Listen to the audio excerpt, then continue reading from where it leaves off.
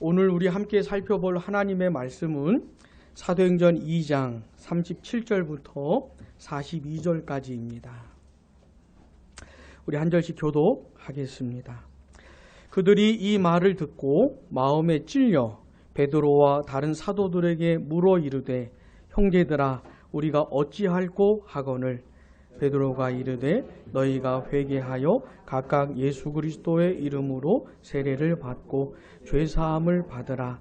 그리하면 성령의 선물을 받으리니 이 약속은 너희와 너희 자녀와 모든 먼데 사람 곧 주 우리 하나님이 얼마든지 부르시는 자들에게 하신 것이라 하고 또 여러 말로 확증하며 권하여 이르되 너희가 이 패역한 세대에서 구원을 받으라 하니 그 말을 받은 사람들은 세례를 받음에 이날에 신도의 수가 3,000이나 더하더라. 그들이 사도의 가르침을 받아 서로 교제하고 떡을 떼며 오로지 기도하기를 힘쓰니라. 아멘. 자, 우리는 지난 두 번의 시간을 통해서 예수님께서 하셨던 말씀, 때가 찼고 하나님의 나라가 가까이 왔으니 그 다음 어떻게 되죠? 회개하고 복음을 믿으라. 이 말씀을 생각해 보았습니다. 자, 성탄절이 다가오고 있죠. 성탄절은 무슨 날이라 했습니까? 예수님 생일이 아니고 더 이상 그런 말씀하지 마시고 예? 그날 태어나셨다는 말이 아니고 태어나신 것을 기념하는 날이 성탄절인 겁니다. 이 세상에는 수많은 사건들이 벌어져요. 지금도 대한민국은 사건의 왕국인 것 같아요. 대한민국은 아무래도 쉬지 않고 터지는 것 같아요. 근데 이 세상에 정말로 충격을 주는 사건이 있었어요. 그게 뭐냐면 예수님이 이 세상에 오신 겁니다. 단순한 사람이 아니고 하나님인 분이, 하나님의 아들이 사람이 되신 거예요. 이거는 온 천지가 떠들썩할 만한 사건입니다. 그래서 성탄절에는 정말 온 세상이 들썩일만 한 거예요. 그런 사건인 겁니다. 자, 그분이 이제 공생애를 시작하시면서 처음 꺼내신 말씀이 있었던 거예요. 본격적으로 외치신 말씀이 있었는데 그게 뭐라는 겁니까? 때가 찼고 하나님의 나라가 가까이 왔으니 회개하고 복음을 믿어라 라고 하신 거죠. 자, 하나님의 나라가 가까이 왔다는 겁니다. 옛날하고는 완전히 판세가 달라진 것이에요. 그 나라의 왕이신 예수님이 이 세상에 오시면서 하나님의 나라가 가까이 온 겁니다. 그러니 들어가라 이거죠. 자, 하나님의 나라가 가까이 왔으니까 이제 들어가라. 하나님 나라의 백성이 되라 이러는 겁니다. 자, 어떻게 그 나라 백성이 됩니까? 어떻게? 회개하고 복음을 믿음으로 그 나라 백성이 되는 것이에요. 이 말씀을 하신 다음에 예수님이 이 역사, 죄인들이 회개하고 복음을 믿어 하나님 나라 백성이 되는 이 역사를 위해서 예수님이 뭘 하셨냐면 살고 죽으셨습니다. 예수님이 살고 죽는 그 모든 걸 통해 가지고 이 사건, 이 근거를 완성하셔요. 예수님이 완벽하게 사셨습니다. 이 세상 살 때. 완전하게 사셨어요. 완전하게 살았다는 말이 뭐냐면 하나님의 뜻대로 살았다는 겁니다. 100%. 심지어 겟세마네 동산에서도 십자가에서 하나님께 버림받는 그런 순간에서도 완벽하게 해내셨어요. 그러면서 하나님의 뜻을 이루셨고 의를 이루어내셨습니다. 자, 이게 왜 중요하다 그랬습니까? 하나님의 나라는 의가 있어야 가는 나라예요. 적당히 살아서 가는 나라가 아닙니다. 완벽한 존재들만 가는 나라가 하나님 나라입니다. 완전히 하나님께 순종한 사람들만 태어나서 죽을 때까지 한 번 삐끗하면 안 돼요. 에? 한 번도 삐끗하면 안 돼요.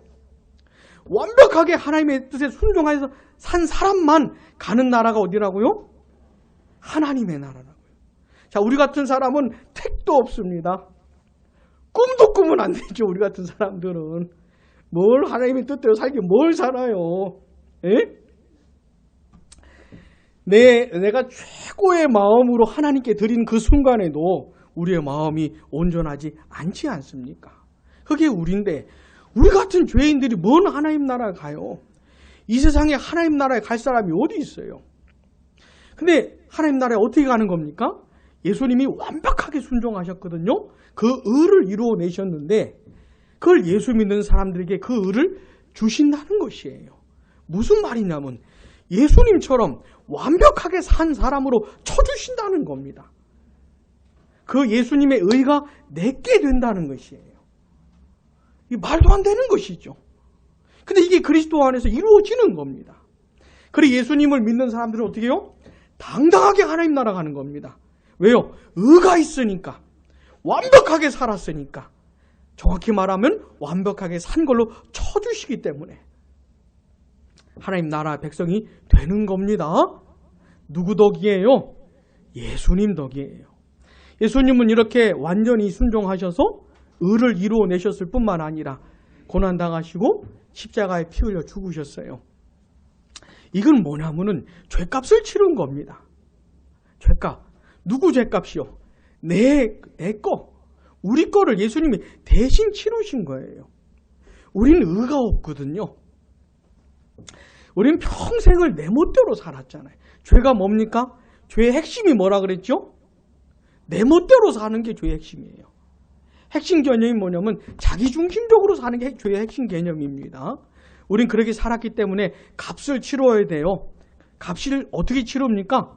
하나님의 진노와 저주와 심판과 형벌을 받음으로 무시무시한 대가를 치러야 하는 것이에요. 우리 죄가 그렇게 큰 겁니다. 근데 예수님께서 어떻게 해요? 대신 치르신 것이죠. 죄가 하나도 없는 분이 우리 대신 고난당하시고 죽임당하심으로 다 받아내신 거예요. 하나님의 심판과 저주를 다 받아내신 겁니다. 조금도 남기지 않으시고. 그래 그 예수님을 믿는 사람의 죄를 해결해 주신 거예요. 왜요? 값을 다 치렀으니까. 내가 받을 걸 다 받았으니까 해결해 주시는 겁니다. 뿐만 아니라 예수님이 부활하시면서 어떻게요? 사망 권세, 사탄의 권세를 깨 부숴버리시고 하늘로 오르셔서 하나님 보좌 우편에 앉으셨죠. 자, 하나님 보좌 우편에 앉으셨다는 게 무슨 말이라 그랬습니까?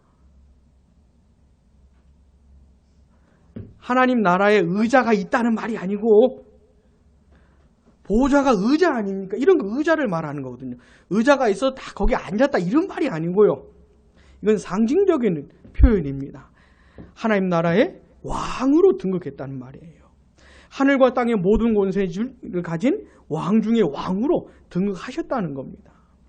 그러면서 예수님께서 뭐 하시는 거냐면 하나님 보좌 우편에서 무슨 일을 하시는 거냐면 이 하나님 나라의 역사, 가까이 온 하나님 나라에 죄인들이 들어가는 역사 있잖아요. 회개하고 복음을 믿어 그 나라의 백성이 되는 역사를 본격적으로 시작을 하시는 거예요. 자, 이 땅에 계실 때 그 근거를 완성하시듯이 하나님 나라 보좌 우편에 앉으신 다음에 어떻게 해요?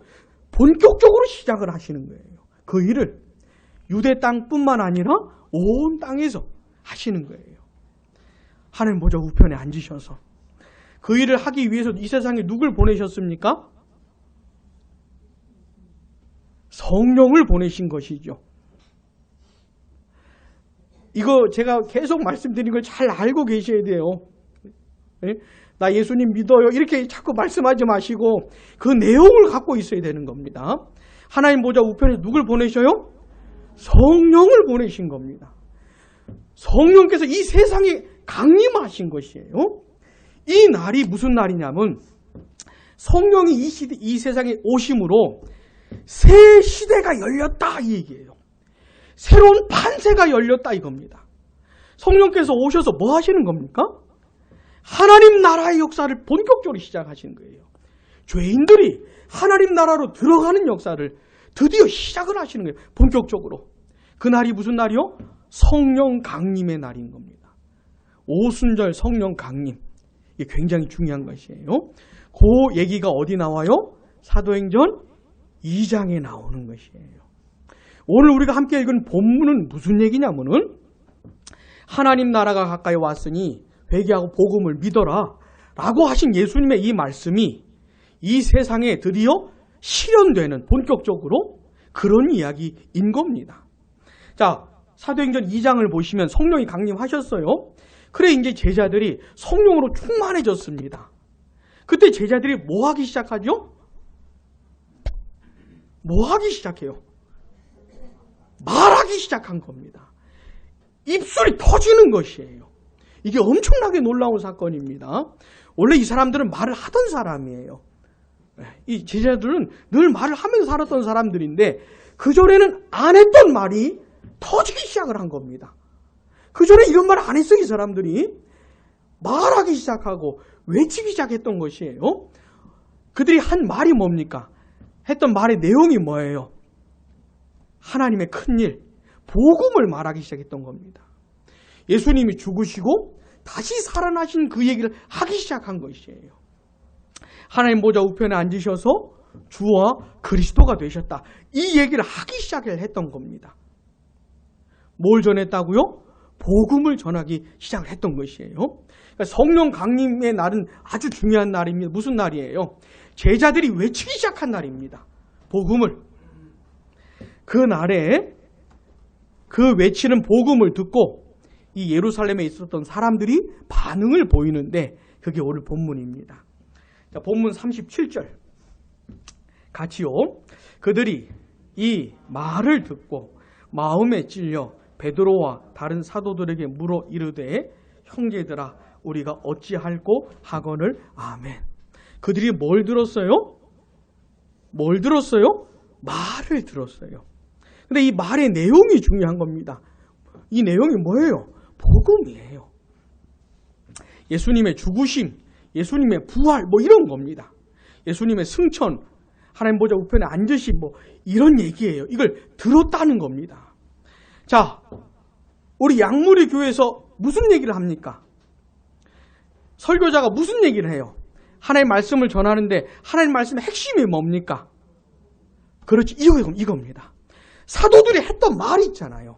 성령 강림한 성령으로 충만해진 상태에서 처음으로 열렸던 이 말. 그전엔 이런 말을 안 했어요. 이 사람들이. 처음으로 했던 이 말이 있지 않습니까? 이 말의 내용을 우리도 하는 겁니다. 지금. 이게 굉장히 중요한 것이에요. 자, 교회라고 해놓고 목사라고 하는 사람이 사도들이 한 말을 안 하고 이상한 얘기를 하면 그건 교회가 아닙니다. 그건 목사가 아닌 것이에요. 무슨 말인지 아시겠습니까? 어떤 설교자, 어떤 목사를 보면서 이게 진짜냐 가짜냐 이걸 분간을 해야 되는데 어떻게 할 수 있냐면 그 입에서 사도들이 했던 말이 나오느냐 이 말을 들어봐야 되는 거예요. 성령 강림한 날 제자들이 외쳤던 그 메시지가 흘러나오냐 이걸 따져봐야 되는 것이에요. 무슨 말인지 아시겠습니까? 자, 근데 그 말을 들었는데 들은 사람들이 아주 놀라운 반응을 보이는 겁니다. 37절 다시 보시면 그들이 이 말을 듣고 어떻게 해요? 마음에 찔려. 말이 무슨 칼입니까? 눈에 보이는 칼도 아닐 텐데 찔리게 뭘 찔려요? 근데 칼에 찔린 것보다 더 아픈 건 하나님의 말씀에 찔리잖아요. 그러면 마음이 더 아파요. 칼에 찔린 건 아무것도 아닌 것이에요. 너무너무 괴로운 겁니다. 아니 복음을 들었는데 이게 깨달아지는 것이에요. 아, 예수님이 나 때문에 죽으신 거구나. 내가 예수를 죽인 죄인이구나. 그럼 내가 어떻게 구원을 받지? 이제 그분이 만왕의 왕이 되셨는데 만왕의 왕께 죄를 지었으니 그 뒷감당을 내가 어떻게 하지? 어떻게 하면 구원을 받을 수 있는 거지? 이런 게 막 가슴 아프게 다가온 것이에요. 그래서 이 사람들이 물어보는 겁니다. 어떻게 해야 되는 겁니까? 어떻게 해야 내가 구원을 받을 수 있는 겁니까? 내 죄를 어떻게 해야 해결할 수 있는 겁니까? 라고 물어보는 것이에요. 사랑하는 여러분, 이 역사가 되게 중요한 겁니다. 교회 안에서 이 역사가 반드시 일어나야 돼요. 어떤 역사요? 하나님의 말씀을 듣는데 설교자가 전하는 말을 듣는데 마음이 아픈 거예요. 이런 거 경험해 보셨습니까? 아니, 교회는 늘 기뻐해야 되는 거 아닙니까? 늘 행복하고 늘 즐거워야 되는 거 아닙니까? 맞아요. 늘 즐거워해야 돼요. 근데 교회가 즐거움을 경험하는 이 도중, 이 길이 좀 달라요. 회개를 통해서 기쁨을 경험하는 것이에요. 자기가 죄인인 것을 발견하고 회개하면서 이 기쁨으로 나아가는 것이에요. 죄를 용서받으면서 즐거움을 경험하는 것이죠. 우리 사랑하는 양무리 교회는 이런 역사가 있기를 간절히 바랍니다. 그냥 자나 깨나 이것만 바래요. 죽으나 사나 기도 제목은 이겁니다. 왜냐하면 이래야 영혼들이 살기 때문에 그런 거예요.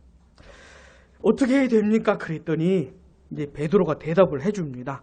38절 보시면 베드로가 이르되 같이요 너희가 회개하여 각각 예수 그리스도의 이름으로 세례를 받고 죄사함을 받으라. 그리하면 성령의 선물을 받으리니 아멘. 40절도 또 여러 말로 확증하며 권하여 이르되 같이요 너희가 이 패역한 세대에서 구원을 받으라 하니 아멘. 회개하고 그리스도의 이름으로 세례를 받으라. 이게 무슨 말이냐면은 예수님께서 하셨던 말씀 있잖아요. 하나님 나라 가까이 왔으니 회개하고 복음을 믿으라 하고 똑같은 얘기인 겁니다. 이게 똑같은 얘기예요. 예수님이 하셨던 말씀을 베드로도 하는 겁니다. 세례라는 게 뭐냐면 회개하고 복음을 믿는 사람, 예수님을 믿는 사람들에게 세례를 주면서 이제 당신은 회개한 사람입니다. 이제 당신은 예수님 믿는 사람입니다. 하나님의 백성입니다. 라는 것을 공식적으로 선언해 주는 게 세례라는 것이에요. 그러니까 베드로가 회개하고 세례를 받으라고 하는 것은 회개하고 복음을 믿으라 하는 그 얘기가 깔려 있는 것이죠. 자, 예수님이 하셨던 말씀을 베드로도 똑같이 했는데 그 말씀을 듣고 이 사람들이 어떻게 반응을 하냐면 41절 보세요. 그 말을 받은 사람들은 세례를 받음에 같이요 이날에 신도의 수가 3,000이나 더하더라. 아멘. 이 말을 받았다는 게 무슨 말이냐면 베드로가 전하는 메시지, 사도가 전하는 메시지를 그걸 진리로 받았다는 겁니다. 그리고 그대로 순종했다는 말이에요. 여러분, 교회에서 이 설교자들이 전하는 말씀, 설교를 듣고 받는다는 게 뭐냐면 그냥 단순히 귀로 듣는다는 말이 아닙니다. 하나님의 말씀을 듣는다는 얘기는 그 말씀에 순종한다는 얘기예요. 무슨 말인지 아시겠어요? 여기까지 오셔야 돼요. 하나님의 말씀을 듣는다는 건 그냥 귀로 듣는다 이런 말이 아니고 그 말씀을 듣고 그 말씀에 순종한다는 것까지 가는 겁니다. 이 사람들이 베드로의 말을 듣고 받았어요. 다시 말하면 회개하고 복음을 믿은 겁니다. 회개하고 예수님을 믿은 것이에요. 그래서 세례를 받았다는 거예요. 몇 명쯤이요? 그날 몇 명 세례 받았다는 거예요? 3,000명이나. 놀라운 일이 벌어진 것이죠. 놀라운 일이. 그러면서 이 3,000명으로 교회가 탄생한 겁니다. 교회가. 이렇게 회개하고 복음을 믿어 세례를 받아 하나님의 백성들이 된 이 사람들을 통해 가지고 뭐가 탄생했다고요? 교회가 탄생한 겁니다. 교회가. 이 교회 이름이 뭐예요? 예루살렘 교회입니다. 왜요? 예루살렘에서 세워졌으니까 예루살렘 교회라고 하는 겁니다. 사랑하는 여러분 보세요. 성령이 강림하셨어요. 성령이 오셨어요. 왜 오셨다 그랬습니까? 뭐 하려고? 하나님 나라의 역사를 본격적으로 시작을 하려고. 죄인들이 회개하고 예수를 믿어 하나님 나라 백성이 되는 그 일을 드디어 본격적으로 시작하시려고 성령이 오신 거예요. 그리고 그날 뭐가 탄생한 겁니까? 교회가 탄생한 것이죠. 성령이 오신 날하고 교회가 탄생한 날이 같은 날인 겁니다. 같은 날. 자, 성령 강림의 날은 무슨 날이냐면 하나님의 나라가 세상을 뚫고 들어온 날이에요. 하나님의 나라가 세상을 뚫고 들어온 날입니다. 이 세상에 하나님 나라가 쫙 펼쳐진 날이에요. 하나님 나라가 눈에 보이게 드러난 날이 이 날입니다. 눈에 드러났는데 그게 뭐라고요? 교회인 겁니다. 교회. 그러니까 교회는 뭐냐면 나타난 하나님의 나라입니다. 그전에는 몰랐어요. 이런 교회를 본 적이 없어요.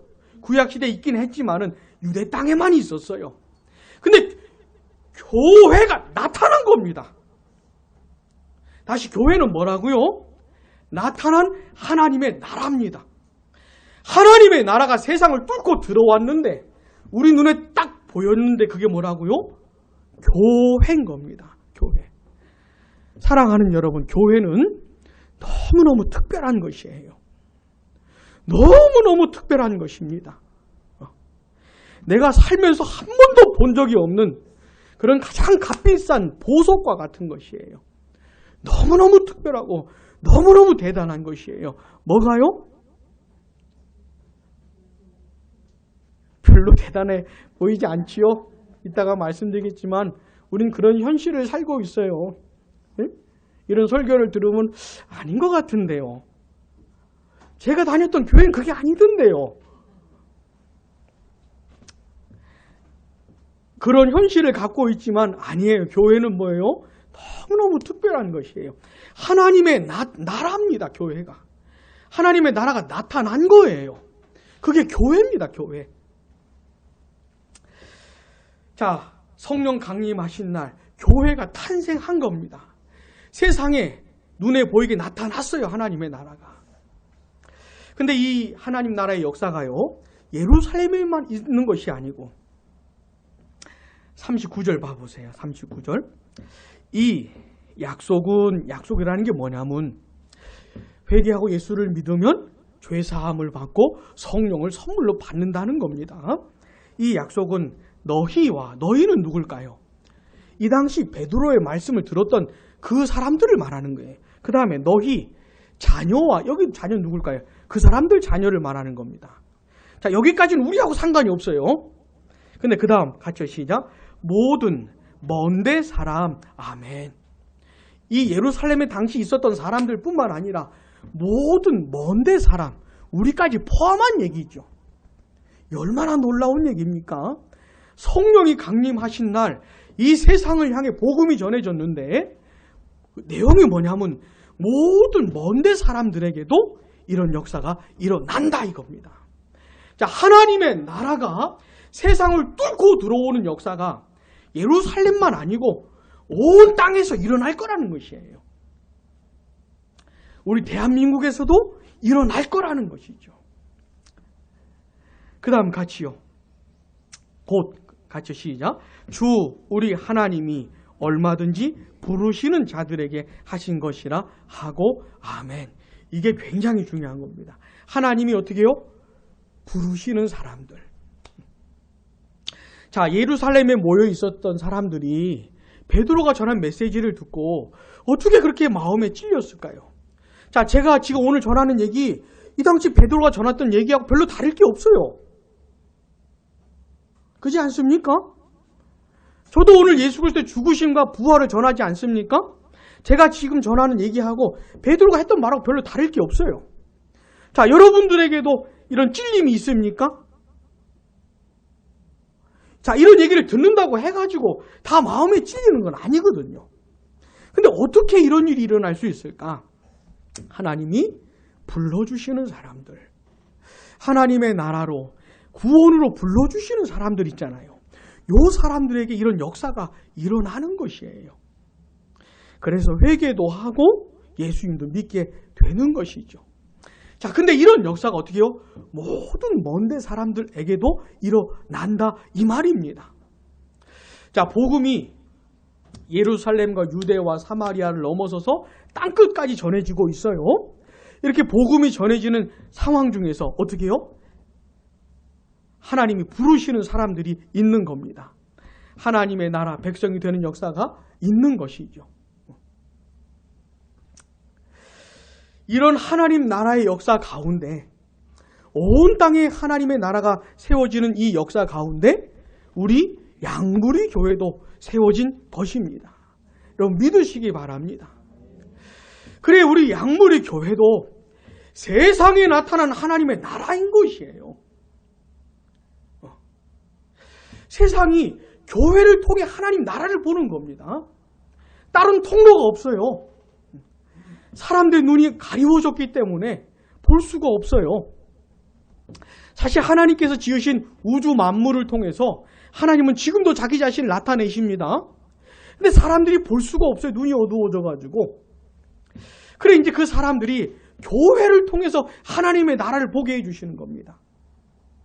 이런 역사가 이제 땅끝까지 진행이 되는데 그런 흐름 가운데 우리 양무리 교회도 세워졌다는 사실을 믿으시기 바랍니다.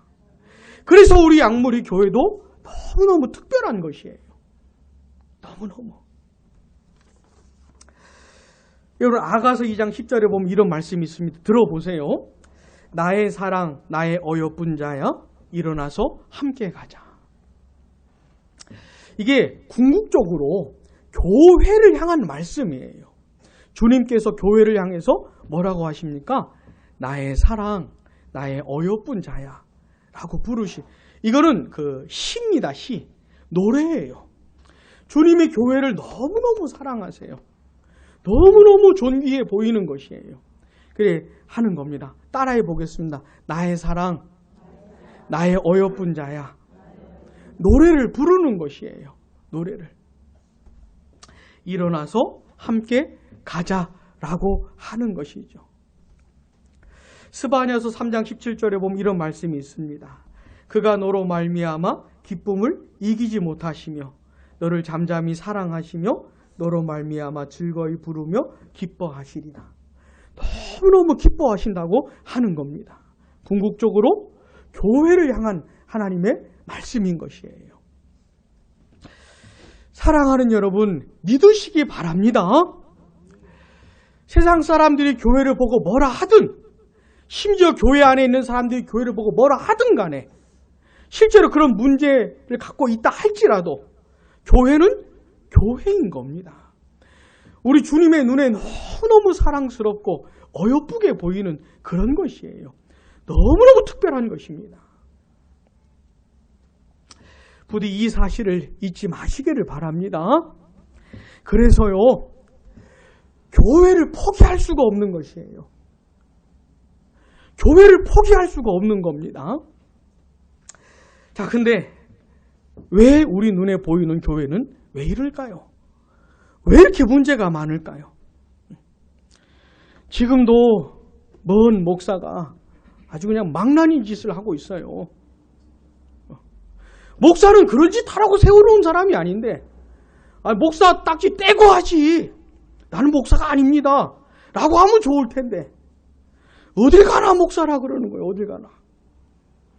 그런 짓을 하라고 목사를 세우신 것이 아닌데. 자, 그럼 왜 그럴까요, 도대체?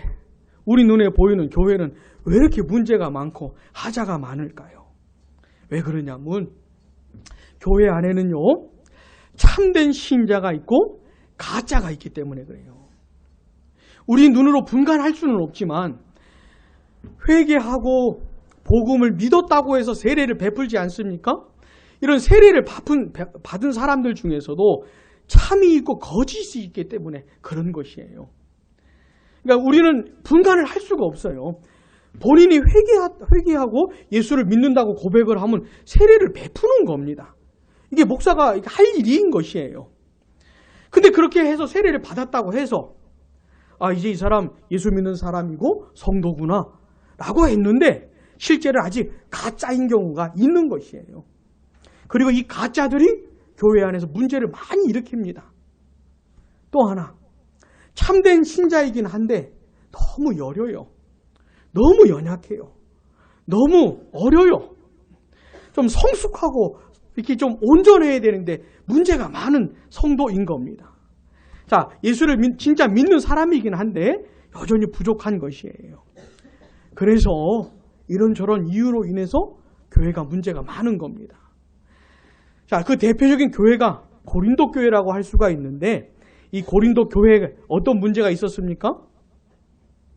요즘 우리가 많이 보는 세상 법정에 나가서 이제 재판하는 그런 교회였어요. 교회 문제를 교회가 해결을 못하는 교회였습니다. 그 다음 또 무슨 일이 있었습니까? 서로 막 치고 받고 싸우고 난리가 났어요. 베드로파, 바울파 뭐 이런 식으로. 하여튼 우리 양무리 교회 쪼개지고 갈라지고 이렇게 하면은 그날은 제가 봐주지 않을 겁니다. 네? 근데 고린도 교회가 그런 것이에요. 그리스도의 몸을 쪼개는 일이 벌어진 것이죠. 하여튼 그거 말고도 문제가 많아요. 고린도 교회는. 근데 그 고린도 교회를 향해서 뭐라고 하냐면 교회라고 부르는 겁니다. 그것도 교회냐? 그것도 교회라는 것이에요.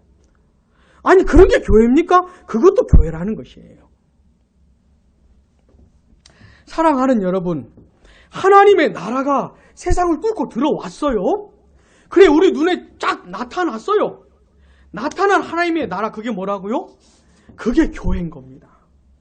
너무너무 특별한 것인데 근데 막상 보니까 문제가 많아요. 완성품이 아니에요. 그러니까 온전한 게 아닌 것이에요. 그러나 그것은 교회인 겁니다. 그래서 이 땅에 있는 교회들을 향해서 뭐라고 하냐면 전투하는 교회라 불러요. 싸우는 교회. 뭘 싸웁니까? 온전해지기 위해서. 가짜들이 진짜가 되고 아직 회개하고 예수를 믿지 않는 사람들이 회개하고 예수를 믿도록 그런 역사가 일어나도록, 그 다음에 이 참된 성도들이 어떻게 해요? 더 성숙해지고 성장해 가도록 이 싸움을 하는 겁니다. 점점 더 교회다워지도록, 교회가 교회되도록 이런 싸움을 하는 것이에요. 그게 전투하는 교회입니다. 자, 이 지구상에 있는 모든 교회들은요 다 전투하는 교회입니다. 가짜 빼고, 가짜 교회 빼고 진짜 교회들 뭐 하는 교회라고요? 전투하는 교회입니다. 싸우는 교회예요. 무슨 싸움을 한다고요? 복음을 듣고 회개하고 예수를 믿는 싸움. 그 다음 또 어떤 싸움이요? 참된 성도들이 온전해지고 성숙해져 가는 이 싸움을 하는 겁니다. 자, 우리 양무리 교회 무슨 싸움 해야 돼요? 이 싸움을 하는 겁니다. 저는 교회 사역을 해오면서 가는 곳곳마다 경험했던 게 뭐냐면 성도끼리 싸워요. 심지어 목사와 성도가 싸워요. 자, 우리는 적군이 아닙니다. 우린 피차간의 적군이 아니고 서로 적군이 아니에요. 우리끼리 싸우면 안 돼요. 우리가 해야 될 싸움이 있어요. 그게 뭡니까? 교회를 교회되게 하는 싸움인 것이에요. 그렇게 하다가 나중에 우리 예수님 다시 오실 때 그때는 완성품이 되는 겁니다. 일단 나부터 완전한 존재가 되는 것이에요. 자, 새 하늘과 새 땅, 다가오는 하나님의 나라는 있잖아요. 완전한 사람들만 가는 곳입니다. 완전한 사람들이 사는 곳이에요. 완성될 교회가 있는 것이죠. 그래서 유다서 24절 보시면 이런 말씀이 있어요. 들어보세요. 너희로 그 영광 앞에 흠이 없이 기쁨으로 서게 하실 이라고 말씀을 합니다. 하나님이 어떤 분이시냐면 지금 우리가 하자가 많지만 문제가 많지만 나중에요 하나님 앞에 흠없는 존재 되게 하실 거라는 것이에요. 자, 새 하늘과 새 땅이 도래할 때 우리 예수님 이 땅에 다시 오실 때는 교회가 완성이 되는데 어떤 모습으로요? 흠이 없는 완전한 모습으로 되게 하신다는 것입니다. 요한계시록 22장에도 보시면은 거룩한 성 새 예루살렘을 말해주는데 그날에 완성될 하나님의 교회를 말하는 것이에요. 그래서 예수 믿는 사람들은 어떤 날을 기다리는 겁니까? 예수님 다시 오신 날 그래서 기다리는 거예요. 다시 어떤 날을 기다린다고요? 다시 오시는 날, 재림의 날을 기다리는 겁니다. 여러분도 기다리고 계십니까? 그날이 왔으면 좋겠어요? 이게 예수 믿는 사람들의 소망입니다. 예수 안 믿는 사람들은 그날을 기다리지 않아요. 왜요?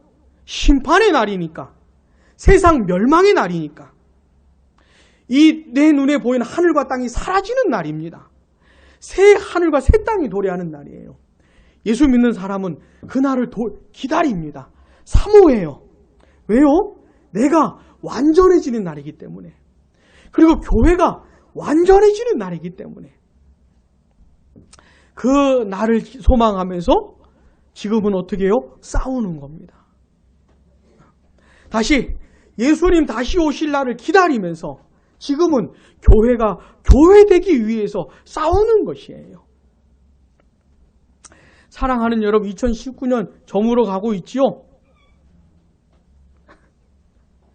아닙니까? 저물어 가고 있지요? 한 해 동안 어떻게 사셨어요? 잘 사셨어요?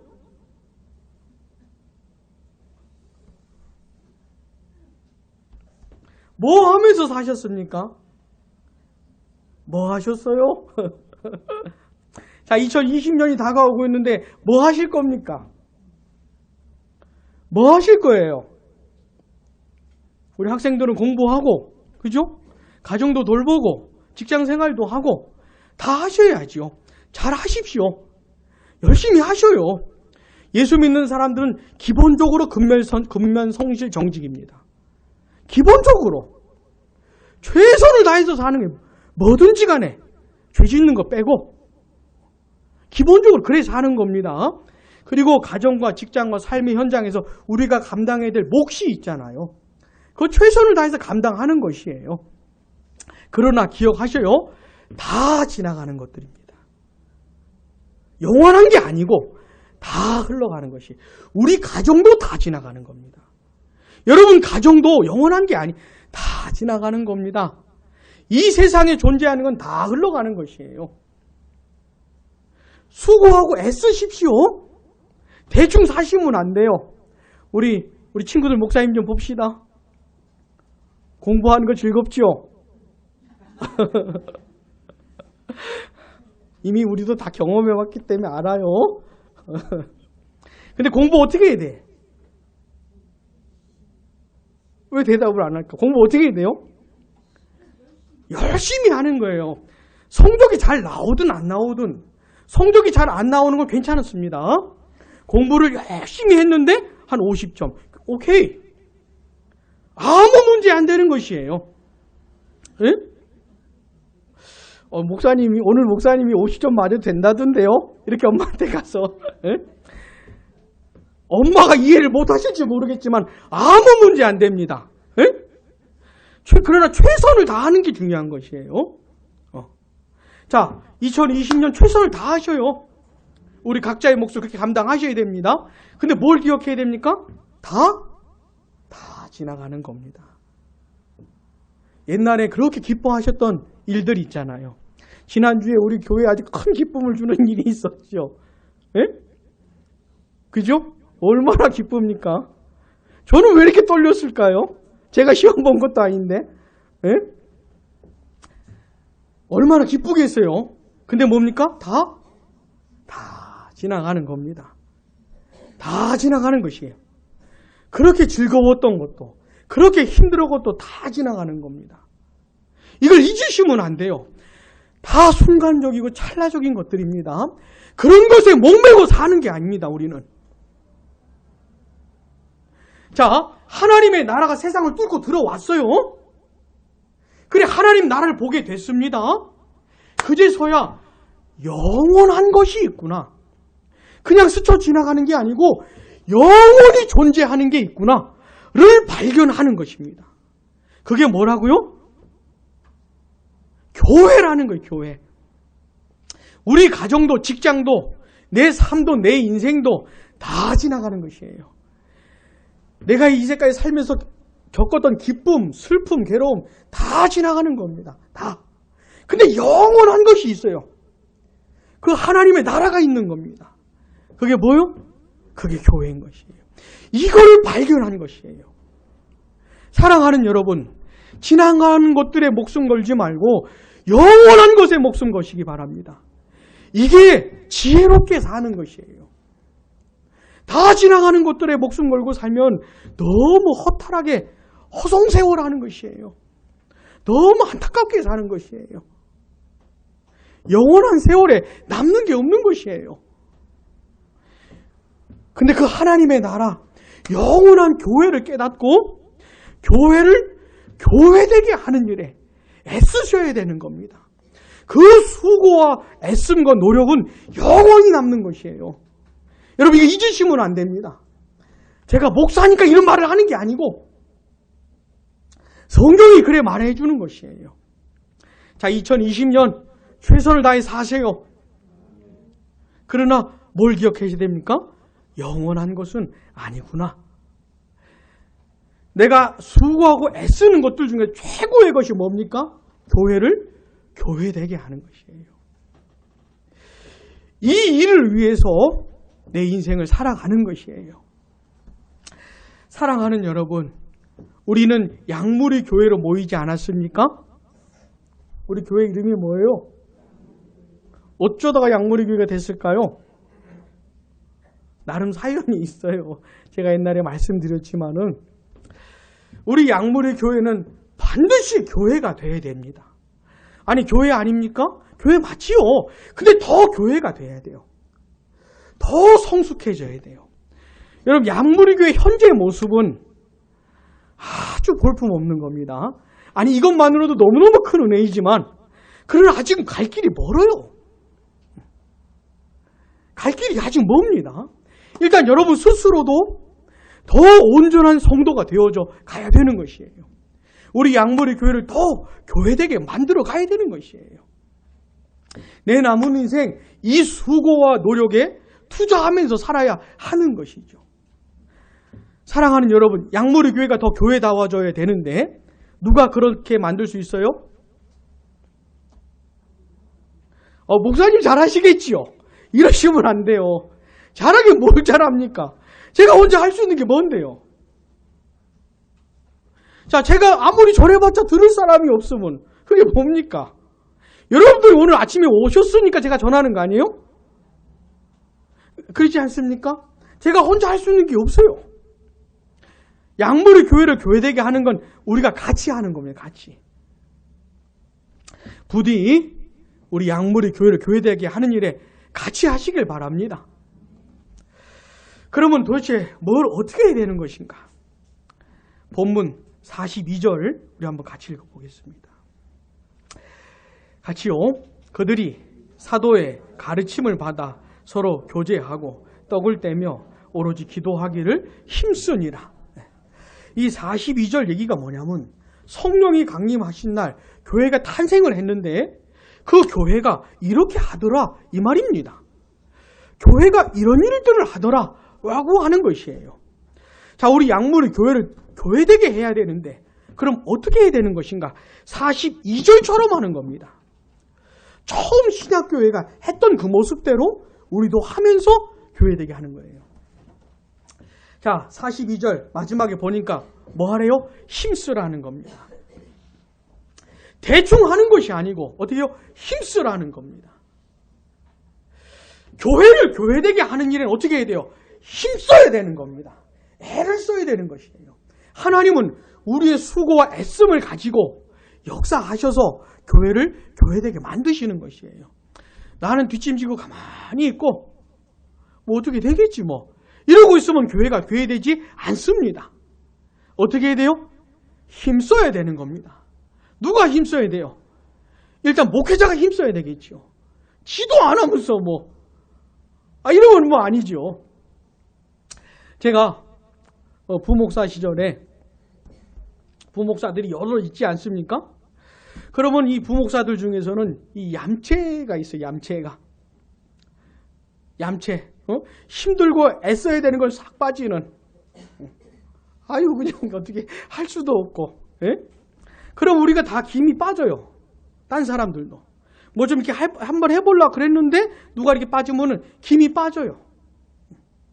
이런 게 교회인 겁니다. 힘써야 되는데 누가 힘써요? 다 같이 힘쓰는 겁니다. 다 같이. 자, 그럼 무슨 일을 하는가 보니까 첫 번째는요, 사도의 가르침을 받았다 그러죠. 예루살렘 교회가 첫 번째 뭐였습니까? 사도의 가르침을 받은 겁니다. 자, 이 사도들은 초대교회가 탄생할 때, 세워질 때 특별히 쓰임받은 사람들입니다. 지금은 사도가 더 이상 없어요. 그럼 우리 같은 목사들은 뭐냐? 설교자들은 뭐냐? 사도들이 했던 말을 반복해서 전하는 사람들인 겁니다. 목사가 무슨 얘기를 만들어내는 것이 아니고 사도들이 했던 말이 있잖아요. 전했던 이야기를 그대로 전달하는 사람들이 목사고 설교자인 겁니다. 자, 교회를 교회되게 하는 일에 있어서 이게 중요한 것이에요. 뭐 해야 됩니까? 계속 전하는 겁니다. 하나님의 말씀을 계속 전하는 것이에요. 그 말씀을 전하고 듣는 겁니다. 자, 우리 양모리 교회는 이거 힘써야 되는 것이에요. 기도해 주셔요. 제가 하나님의 말씀을 전하는 이 사역을 잘 감당할 수 있도록 엉뚱한 얘기하기 시작을 하면은 교회가 죽는 겁니다. 제 입에서 이상한 얘기가 나오기 시작하면은 교회가 죽는 것이에요. 제 영혼이 살아 있어야 되는 겁니다. 자, 목사의 영혼은 가만히 냅둬도 살겠죠. 맨날 성령 충만하겠죠. 막 갑자기 가만히 있어도 막 설교할 내용이 막 떠오르고 수고하고 애쓰지 않아도 막 절대로 그런 사람은 없습니다. 기도를 해주셔야 돼요.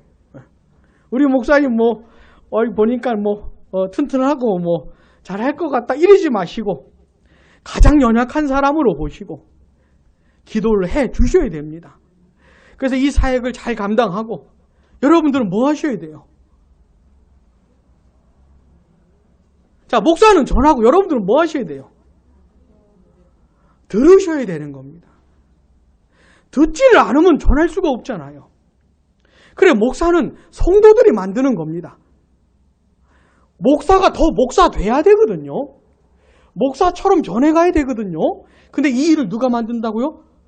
성도들이 한 몫을 하는 거예요. 눈을 부릅뜨고 설교를 들으셔야 됩니다. 하나님의 말씀을 사모하는 마음으로 들으셔야 돼요. 목사는 그런 성도들을 보면서 자라가는 겁니다. 하나님의 말씀 듣기를 소원하는 성도들을 보면서 목사가 성장해가는 것이에요. 저 영혼을 먹여야 될 텐데 저렇게 하나님의 말씀을 사모하는 영혼이 있는데 내가 이러면 안 되지. 그러면서 깨어나는 것이죠, 목사가. 우리 양무리 교회는요, 우리 성도들을 위해서 시간마다 좀 다르게 합니다. 오전에는 뭐 해요? 설교를 하고 오후에는 뭐 해요? 교리 공부를 합니다. 수요일에는 뭐 해요? 성경 강해를 하는 것이에요. 이게 다 달라요. 스타일이 다릅니다. 그래, 다 나오셔야 되는 것이에요. 교회는 주일 아침만 나가는 거 아닙니까? 그러는 거 아닙니까? 이러시면 안 돼요. 그게 어디 있어요? 그런 게 어디 나서 나와요? 물론 현대인들이 바쁘고 분주한 거 압니다. 어떤 특별한 일이 생길 수도 있지요. 그러나 기본이 뭡니까? 다 나가는 것이에요. 하나님 말씀 들으러 가는 겁니다. 특별히 주일은 어떻게 해요? 다 들으셔요. 다. 주일은 예배도 드리고 교리 공부도 하는 날이지. 이렇게 다 정리를 하세요. 그리고 수요일에도 하나님 말씀 들으러 나오셔요. 이게 뭐라고요? 우리 양무리 교회를 교회되게 하는 겁니다. 두 번째 뭘 합니까? 하나님 말씀을 듣고 서로 교제하고 성도끼리 교제하는 겁니다. 사실 참 부담스러운 얘기죠. 우리가 살아가면서 사람들과의 관계 속에서 상처받는 일들이 너무 많기 때문에 심지어 교회 안에서도 이런 일이 많기 때문에 서로 교제하는 게 어렵습니다. 쉽지 않지요. 그러나 교회는 성도의 교제를 이루어가면서 사는 것이에요. 예수 믿는 사람들이 하나님의 백성답게 세상을 살다 보니 얼마나 얘기거리가 많겠습니까? 그냥 대충 타협하고 직장 생활하고 그러면 괜찮을 텐데 타협 안 하고 그래도 하나님 백성의 양심을 지키고 하나님 백성답게 살다 보니 부딪히는 게 얼마나 많아요. 그러면서 얘기거리가 많아지는 겁니다. 그러면서 나누는 것이죠. 권사님, 이럴 때는 어떻게 해야 돼요? 집사님, 이럴 때는 어떻게 하셨어요? 이러면서 나누는 것이죠. 사실 나도 힘들어. 나도 잘 안 돼. 이러면서 성도의 교제를 나누는 것이죠. 부디 우리 양무리 교회는 성도의 교제가 있는 그런 교회가 되길 바랍니다. 세 번째 뭐예요? 떡을 뗀다고 하는 거는 우리 오늘도 떡을 먹습니다. 두 가지 떡이 나와요, 오늘은. 이거는 떡 먹는다는 얘기가 아니고 성찬을 나눈다는 것이에요. 성찬식을. 우리 양무리 교회도 계속해서 성찬을 행할 겁니다. 그 다음에 뭐예요? 기도하기를 힘쓰는 것이에요. 성도들은 각자 기도해야 되고 그 다음에 모여서도 기도하는 겁니다. 우리 양무리 교회는 언제 같이 기도해요? 금요일에 기도해요. 오늘 목사님은 나오라는 게 설교인가 보다. 나오셔야 되는 것이에요. 같이 기도하러. 저희 집이 계약을 했습니다. 그래가지고 내년 올해 1월 말, 내년 1월 말, 2월 초쯤에는 오려고 그래요. 오면 뭐 하는 겁니까? 제대로 하는 겁니다. 제대로. 이제까지 뭐 한 게 아니에요. 집이 대구에 있으니 뭐 이건 왔다 갔다 하는 것만으로도 힘들어요. 이제 서울에 이사를 오니까 제가 서울로 왜 오겠어요? 잡으려고 그러는 게 아니에요. 그렇죠. 잡으려고 그러는 거죠. 제대로 하려고 오는 겁니다. 저는 각오하고 서울로 올라오는 것이에요. 이게 서울로 올라오는 게 쉽지가 않아요. 근데 각오하고 오는 겁니다. 양무리 교회를 저에게 맡겨주셨다고 믿고 올라오는 것이에요. 여러분도 각오를 하고 오셔요. 무슨 각오요? 교회를 교회되게 해야 되겠구나. 이 각오로. 그래서 방법이 다른 게 없는 겁니다. 하나님의 말씀을 듣고 배우고 기도하고 서로 만나 교제하고 성찬을 행하면서 교회가 교회 되어져 가는 것이에요. 이런 일을 힘쓰지도 않으면서 교회가 교회 되는 일을 꿈꾸면 안 되는 겁니다. 이런 일에 수고하고 애쓰고 땀을 흘리고 눈물을 흘리면서 애쓰고 가면서 교회가 교회 되어져 가는 것이죠. 사랑하는 여러분, 양무리 교회가 정말 교회다워지는 것을 보고 싶으십니까? 우리는 정말 그러셔야 돼요. 왜냐하면 상처가 있기 때문에. 교회가 뭐 이래? 목사가 왜 저래? 이런 걸 봤던 사람들이기 때문에. 여러분 벌써 잊으셨습니까? 양무리 교회 생활하니까 뭐 좋네. 이러면서 뭐 다 잊어버리. 그러면 안 돼요. 그게 상처로 남아있으면 안 되지만은, 이 아팠던 것이 다 회복이 되긴 해야 되지만은, 그걸 잊으시면 안 됩니다. 우리 양무리 교회도 정신 안 차리면 그 꼴 날 수 있는 것이에요. 무슨 말인지 아시겠습니까? 근데 얼굴을 보니 벌써 잊으신 얼굴 같아요. 그러시면 안 되고, 잊으시면 안 돼요. 그래, 우리는 반드시 교회를 교회되게 해야 됩니다.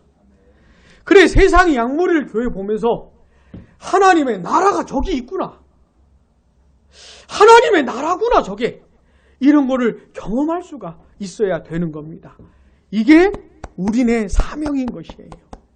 우리 사명인 겁니다. 하나님이 왜 우리를 왜 구원하셨습니까? 아니, 내 옆집 사람은 아직도 예수를 안 믿는데 어째 나는 예수를 믿게 됐을까?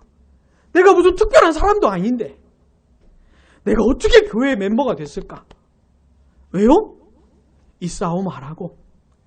교회를 교회되게 하라고. 그래서 세상으로 하여금 교회가 뭔지 보게 해주고 교회를 통해 하나님 나라를 보게 해주라고 그렇게 하신 겁니다. 2019년 저물어 가고 있는데 이런 다짐들을 좀 했으면 좋겠어요. 새해를 맞이할 때 우리가 같은 마음으로 맞이하면 좋겠습니다. 기도하겠습니다.